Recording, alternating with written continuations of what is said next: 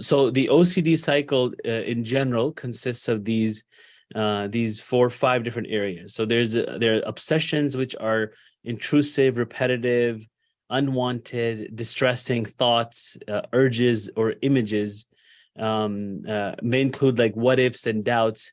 And this is the component that usually the individual is biologically susceptible towards. So when I said that there's a higher chance of it being passed down through the genetics, that's what I mean is the person is prone to that. So having obsessions is something that, or having waswasa, like from Shaytaan, is something that we believe as Muslims is prevalent and something that is present in every individual. But for those who have a biological propensity or a weakness, then they have a higher presence of it and they have more difficulty overcoming it.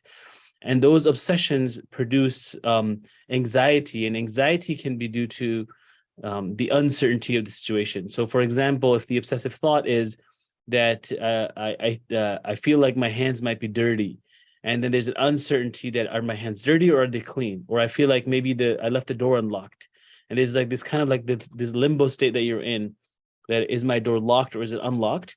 So that produces a lot of anxiety.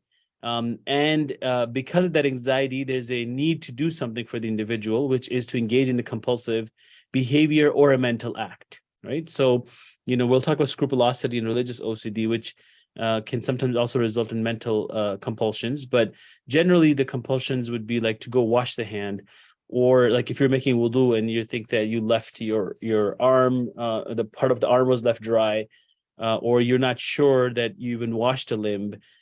So you're in the state of uncertainty, causes anxiety, and the tendency to engage in a compulsive behavior, which would be to repeat the wudu or to repeat washing of the limb, or to go lock the door, check the stove, to engage in these behaviors.